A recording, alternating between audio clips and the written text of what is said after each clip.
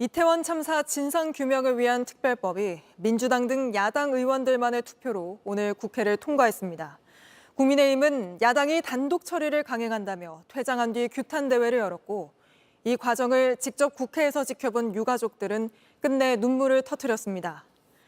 유족들은 통과된 이태원 참사 특별법을 들고 희생자 분향소를 찾아 특별법을 희생자들에게 바쳤고 시민들에겐 이렇게 고개 숙여 감사 인사를 했습니다.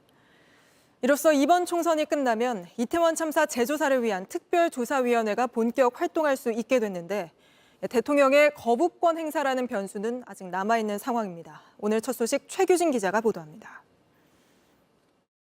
재석 177인 중 찬성 177인으로서 수정안은 가결되었음을 선포합니다.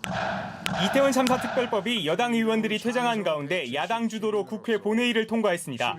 재작년 10월 29일 참사가 일어난 지 438일 만입니다. 앞서 여야는 국회의장 중재안을 놓고 막판 협상을 벌였지만 여당인 국민의힘이 받아들이지 않았습니다. 윤석열 대통령의 거부권 행사 위험을 최소화하기 위해서 민주당은 뼈를 깎는 심정으로 이러한 수정안을 제출하게 되었음을 이해해 주셨으면 합니다. 수정안은 이태원 참사 재조사를 위해 특별조사위원회를 구성하는 내용을 담고 있습니다. 국회의장 중재안대로 여야 간 이견이 컸던 국회 특별검사 임명 요청권 조항은 삭제됐습니다. 총선에 이용하려 한다는 여당의 우려를 감안해 시행 날짜도 총선 날인 올해 4월 10일로 미뤘습니다. 특별조사위원은 유가족이 직접 추천하는 대신 국회의장이 유가족 등과 협의해 3명을 추천하고 여야가 각각 4명을 추천하기로 했습니다. 상임위원도 국회의장이 1명, 여야가 각 1명씩 총 3명을 추천하기로 했습니다. 활동 기간은 1년이지만 최대 6개월을 넘지 않게 연장할 수 있도록 했습니다. 하지만 국민의힘은 특조위 구성이 여전히 치우쳐 있고 권한이 과도하다고 맞섰습니다. 재난을 정쟁화하고 사회적 갈등을 정복시키기 위한 정략적인 의도가 깔린 이태원 특별법을 단독으로 통과시킨 것은 대한민국의 안전이 아니라 정쟁과 갈등을 선택한 것이나 다름없습니다. 방청석에 앉아있던 유족들은 여당 의원의 반대 토론에 항의하기도 했습니다.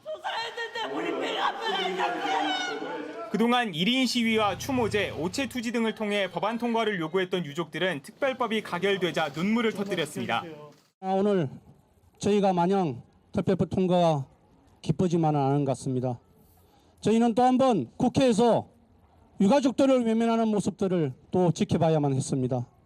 대통령실은 특별법이 여야 합의 없이 또다시 일방적으로 강행 처리됐다며 유감을 표시했습니다. 여당은 윤석열 대통령에게 거부권 행사를 건의할지 여부를 검토한다는 방침입니다. JTBC 최규진입니다. 경찰이 신상공개위원회를 열고 이재명 대표를 공격한 피의자의 신상을 공개하지 않기로 결정했습니다. 이 비공개 결정한 이유 역시 비공개라고 밝혔습니다. 그러자 민주당은 경찰이 사건을 은폐 축소하는 데 앞장서고 있다며 강하게 반발했습니다. 윤도열 기자입니다.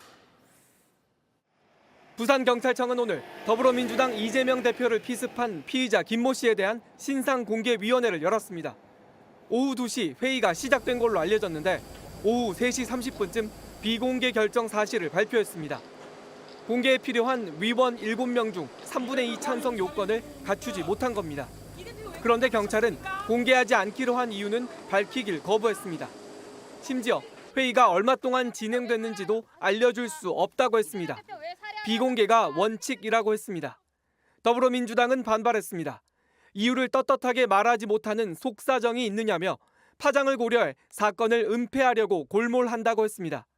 앞서 경찰은 김 씨가 범행 전 작성한 8쪽짜리 변명문 내용과 정당 가입 여부도 밝히기 어렵다고 했습니다. 법에 의하면 사실은 공개가 저희 마음대로 임의로 할 수가 없는. 어젯밤엔 김 씨 범행을 방조한 혐의로 지난 7일 체포한 70대 남성을 석방했습니다. 이 남성은 변명문을 우편 발송해주기로 했는데 고령인데다 범행 자체를 직접 도운 건 아니라 풀어줬다고 했습니다. 경찰은 내일 최종 수사 결과를 발표합니다. 내일은 서울대병원에서 치료를 받아오던 이재명 대표도 퇴원합니다. JTBC 윤두열입니다. 한국 사회의 오랜 논쟁거리였던 개고기 식용을 금지하는 법이 국회를 통과했습니다.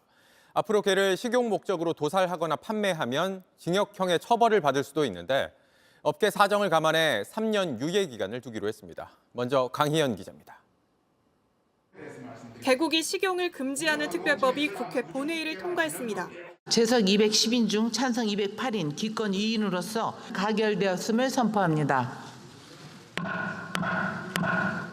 앞으로는 식용을 목적으로 개를 키우거나 도살해선 안 됩니다. 개를 도살할 경우 3년 이하의 징역 또는 3천만 원 이하의 벌금에 처하게 됩니다. 개고기를 유통하고 보신탕으로 파는 것도 모두 금지됩니다. 이 역시 어길 경우 2년 이하의 징역 또는 2천만 원 이하의 벌금을 받게 됩니다. 다만 당장 폐업에 나서야 하는 관련 업계 종사자들을 고려해 단속은 3년 뒤인 2027년부터 하기로 했습니다. 전 폐업이 불가피한 관련 업계 종사자가 안정적인 경제 생활을 영위할 수 있도록 폐업 및 전업 등에 관한 필요한 지원을 하도록 하였습니다. 이른바 개식용 금지 관련 법안은 2012년 19대 국회 때부터 발의됐지만 관련 업계의 반발 등으로 번번이 국회 문턱을 넘지 못했습니다. 애견 인구가 크게 늘면서 21대 국회 들어 여야가 개고기 식용 금지에 뜻을 모아왔습니다. 국제사회의 요구나 또 우리의 생활 문화 수준 등에 비추어서 반려동물에 대한 우리 생각을 많이 바꿔야 되고 이걸 제도화할 때가 된 것 같습니다. 우리나라의 국제적 위상을 고려할 때 이제는 우리 사회가 개 식용을 종식해야 할 시점입니다. 정의당까지 포함한 개식용 종식을 위한 초당적 의원 모임이 발족되기도 했습니다. 김건희 여사도 지난해 8월 개식용 종식을 촉구하는 시민단체의 기자회견에 직접 참석하는가 하면 해외 지도자들의 영부인을 만난 자리에서 관련 법 제정의 의지를 보여왔습니다. JTBC 강연입니다. 검찰이 대통령 기록관을 압수수색했습니다. 이상직 전 의원이 공공기관 이사장에 임명된 것과 문재인 전 대통령의 사위가 이상직 전 의원이 만든 항공사 임원으로 채용된 게 서로 관련이 있는지 수사하기 위해서입니다. 사실상 문재인 정부 청와대를 정조준한 겁니다. 박병현 기자입니다. 이상직 전 민주당 의원은 2018년 3월 중소벤처기업진흥공단 이사장에 임명됐습니다. 공모와 비공개 추천을 거쳐야 하는 자리입니다. 당시 중소벤처기업부가 추천해 청와대의 승인을 받았습니다. 그런데 이 전 의원이 공모 사실을 먼저 공개해 논란이 됐습니다.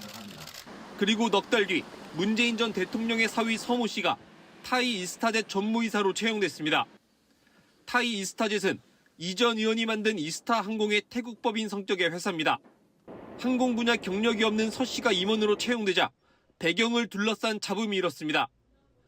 검찰은 이와 관련해 오늘 세종시에 있는 대통령 기록관을 압수수색했습니다. 검찰은 직권남용 혐의가 적용됐다고 밝혔지만 채용 대가성과 관련된 혐의가 적용됐는지는 공개하지 않았습니다. 검찰은 우선 이 전 의원이 이사장으로 임명된 전체 과정을 먼저 들여다본 뒤 서 씨 채용과의 연관성을 들여다볼 계획입니다. 이번 압수수색으로 검찰이 문재인 정부 청와대를 정면으로 겨냥했다는 분석이 나옵니다. JTBC 박병현입니다. 중국에서 거리에 있는 공유 자전거를 훔쳐 판 일당이 붙잡혔는데 그 훔친 규모가 어마어마합니다. 10,000대 넘는 공유 자전거를 대형 트럭에 쓸어 담아 피해 금액이 우리 돈으로 18억 원이 넘습니다. 베이징에서 이도성 특파원입니다. 저녁 시간 빨간색 트럭 한 대가 길거리에 멈춰섭니다. 그리곤 몇몇 사람이 도로 옆에 줄지어 서 있는 자전거를 트럭에 싣습니다. 공유 자전거 업체 직원인 줄 알았는데 알고 보니 모두 전문 절도단이었습니다. 재활용 업체에서 일하던 중국인 리모 씨 등 3명은 이런 식으로 자전거를 10,000대 넘게 훔쳤습니다. 18억여 원 상당의 자전거를 길거리에서 주워 담았던 겁니다. 이들 일당은 길거리 공유 자전거에는 별다른 안전장치가 없어 이렇게 쉽게 들고 갈 수 있다는 점을 노렸습니다. 추적을 피하기 위해 자전거에 달린 위치 추적 장치를 떼 인근 공원에 숨기는 치밀함도 보였습니다. 신고를 받아 수사에 들어간 경찰이 창고에 들이닥쳐 이들을 검거했습니다. 훔친 자전거가 산더미처럼 쌓여 있었는데 이들은 자전거를 해체한 뒤 부품별로 제철소나 공장에 팔아넘겼던 것으로 드러났습니다. 然后将车锁置于原处或者公司仓库附近，以至于让公司以为车辆正在正常的运行之中。 현지 경찰은 리 씨 등 3명을 구속하고 자전거 한 대당 4, 5만 원가량을 받고 범죄에 가담한 전직 공유자전거 업체 직원 등 8명도 붙잡아 추가 수사를 이어가고 있습니다. 중국 베이징에서 JTBC 이도성입니다. 안녕하세요. 뉴스룸 앵커 한민용입니다. 오늘도 JTBC 뉴스룸을 시청해주신 여러분 고맙습니다. 오늘 저녁에도 뉴스의 현장에서 찾아뵙겠습니다.